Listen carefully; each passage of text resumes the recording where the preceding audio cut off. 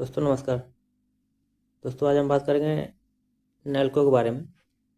Definitely Nelco एक बड़ी company तो नहीं है, इतनी बड़ी कंपनी तो नहीं बोल सकते हैं उसको। नेशनल एल्युमिनियम कंपनी है जो, उसको डेफिनेटली बड़ी कंपनी तो नहीं बोल सकते हैं। ये केवल 23-24 हज़ार करोड़ की कंपनी है। लेकिन इसमें देखिए डिविडेंड बहुत अच्छा देता है, ये 1.5% के आसपास डिविडेंड देता है। इसलिए हम रिटेल भाई इसमें फंस जाते हैं जाके कि भाई 1.5% के आसपास डिविडेंड दे रहा है। और देखिए फंसाने वाली सबसे बड़ी बात यह है, फंसने वाली, कि इसको अगर देखेंगे ना दोस्तों, 5 दिन में देखेंगे तो दोस्तों 8%, महीने भर में देखेंगे तो 34%, 6 महीने में देखेंगे 55%, और जनवरी के बाद देखेंगे तो कुछ भी नहीं है। एक साल में देखेंगे तो 60%। यानी कि आप देखिए लगातार बढ़ता जा रहा है। 5 दिन में देखिए कोई डेटा देखेगा तो 8% है, महीने भर में देखेगा तो 34%। कोई रिटेल इन्वेस्टर अगर नए हम जैसे इन्वेस्टर होंगे तो जाएंगे तो डेफिनेटली इसमें फंस जाएंगे। बहुत अच्छी कंपनी चल रही है, बट इसको लॉन्ग टर्म देखिएगा, चार्ट पैटर्न तो कुछ भी नहीं है इसमें।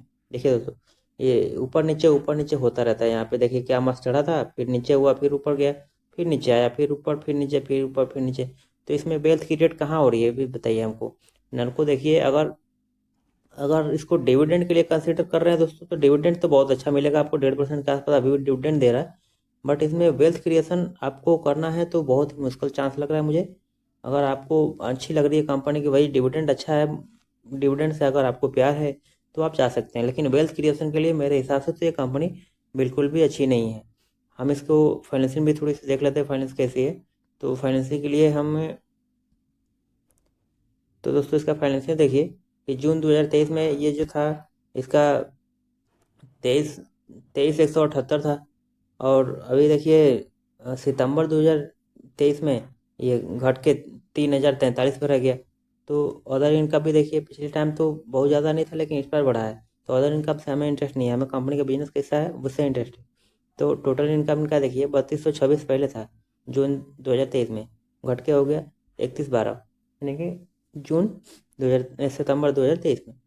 उसके बाद है टोटल एक्सपेंडिचर इनका, जो है अभी भी देखिए 23-53 27-53 है। और इस बार जो है एक्सपेंडिचर इनका खर्चा जो है, इतना कमाने के लिए इतना खर्चा इनका बढ़ा भी है।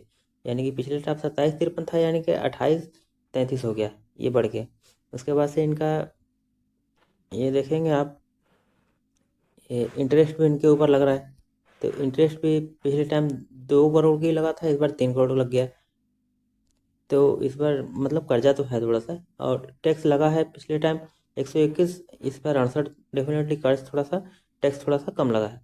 अब इसका प्रॉफिट देखिए, इतना सब कुछ करने के बाद, तामझाम करने के बाद देखिए दोस्तों कि 349 करोड़ का पिछले टाइम प्रॉफिट था जून 2023 में। इस बार घट के सितंबर 2023 में इनका रिटर्न जो है आया था, नेट प्रॉफिट 206 हो गया। यानी कि रेवेन्यू भी घट रहा है, टोटल इनकम भी घट रहा है, एक्सपेंडिचर बढ़ रहा है, इंटरेस्ट बढ़ रहा है, टैक्स बढ़ रहा है, टैक्स सॉरी घट रहा है, और नेट प्रॉफिट घट रहा है। तो देखिए घटेगा किसी भी चीज़ का बिजनेस, अगर देखिए बढ़ता है, अगर बिजनेस का ग्रोथ बढ़ता है तो शेयर प्राइस भी बढ़ता है। लेकिन अगर शेयर मतलब बिजनेस अगर घटता है, डेली बेसिस घटता है, तो शेयर प्राइस चाहे जैसा भी मतलब चल रहा हो यहाँ पे, वो एक दिन ना एक दिन यहाँ पे आएगा ही आएगा, कहीं भी चले। और देखिए इसका दोस्तों, अगर थोड़ा सा हम बैलेंस शीट में भी देखेंगे तो फाइनेंस रेशियो देख सकते हैं यहाँ पे। तो फाइनेंशियल रेशियो अगर आप देखना चाहेंगे दोस्तों तो आप देख सकते हैं यहाँ पे। ये देखिए दोस्तों, ये यहाँ पे बेसिक ईपीएस इनका जो है बहुत ज़्यादा नहीं है। ये यहाँ पे 16 था पहले टाइम, यानी कि 21 हो गया घट के। ये मार्च 2023 का डेटा है। तो उसके बाद से आप इसमें फेस वैल्यू देखेंगे तो 5 का ही बनना था, पहले भी 5 का है, अभी भी 5 का है। लेकिन सबसे इंटरेस्टिंग बात इसमें ये है दोस्तों कि अगर आप देखना चाहें तो ग्रोस प्रॉफिट मार्जिन, आप ग्रोस प्रॉफिट मार्जिन अगर देखना चाहें तो देखिए 3395 था, अब ये घट के 1882 पे आ गया है gross profit margin. Operating margin भी यहाँ पे घट रहा है, 28 था 13 आ गया। नेट प्रॉफिट मार्जिन यहाँ पे 10 हो गया, पहले 20 था। तो मतलब ये बताइए कि शेयर मार्केट में आए हैं, 10% प्रॉफिट कमाएंगे, क्या ही लेके जाएंगे घर पे, ये बताइए। रिटर्न ऑन नेटवर्थ पे देखेंगे, रिटर्न ऑन नेटवर्क पे भी देखेंगे तो दोस्तों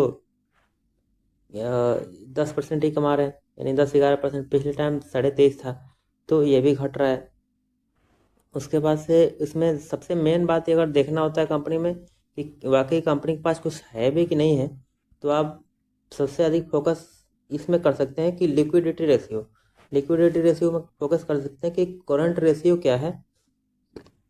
पिछले टाइम था मार्च 2022 में 2 का, यानी कि मार्च 2023 में आ गया 184। उसके बाद क्विक रेशियो, कोई लोग क्विक रेशियो देखते हैं, कोई लोग करंट रेशियो देखते हैं। हम तो क्विक रेशियो देखते हैं कि अभी फिलहाल इनके पास क्या पड़ा है, तो ये 1.5% था, यानी कि घट के 1.20 हो गया है क्विक रेशियो। तो इनके पास है तो जरूर क्विक रेशियो और करंट रेशियो। लिक्विडिटी रेशियो मतलब ये दर्शाता है दोस्तों कि कंपनी के पास कितना कर्जा है और कितना देना है। मतलब मान के चलिए कि कंपनी के पास 1 रुपया है, ठीक है, और लेनदार कितने हैं। तो लेनदार इनके पास, कंपनी के पास 1 रुपया है, और देने के लिए इनको, मतलब ये सिंपल साधारण भाषा में ये समझ लीजिए कि देना है इनको 20 पैसे और पड़ा है 1 रुपया 20 पैसा। तो काफ़ी अच्छा क्विक रेशियो करंट रेशियो बना तो है, लेकिन देखिए कंपनी की जो मैं बोलूँ कि जैसे लॉन्ग टर्म के लिए कंसिडर करना है, तो वो मुझे नहीं दिखता है। लॉन्ग टर्म के लिए देखिए मुझे मेटल स्टॉक बहुत ज़्यादा पसंद है नहीं। ये थोड़ा सा फोमो में हमारे रिटेल भाई आ जाते हैं, क्योंकि रिटेल भाई देखते हैं कि भाई शेयर भागता जा रहा है, तो इसमें कुछ तो खास होगा, इसलिए उसमें जाके फोमो में जाके शेयर बाय कर लेते हैं। तो देखिए ऐसे फोमो में आके शेयर बाय नहीं किया जाता है। आप डेफिनेटली कंपनी को थोड़ा सा समझिए, जानिए रिटर्न क्या बनेगा, कैसे बनेगा, उसके बाद से इसमें जाना होता है। आप शेयर होल्डिंग पैटर्न में भी देखेंगे, तो शेयर होल्डिंग पैटर्न में भी प्रमोटर के पास तो डेफिनेटली 51% तो बना हुआ है, बट उसमें ये देखेंगे कि एफ आई एस में 13% है, और डी आई एस में भी 17.5% है, पब्लिक भी 17.5% है। यानी शेयर होल्डिंग पैटर्न तो काफ़ी अच्छा है, बट ये मुझे नहीं लगता है कि लॉन्ग टर्म के लिए कंसिडर करना चाहिए स्टॉक। आप अपने हिसाब से डेफिनेटली एनालिसिस करिएगा।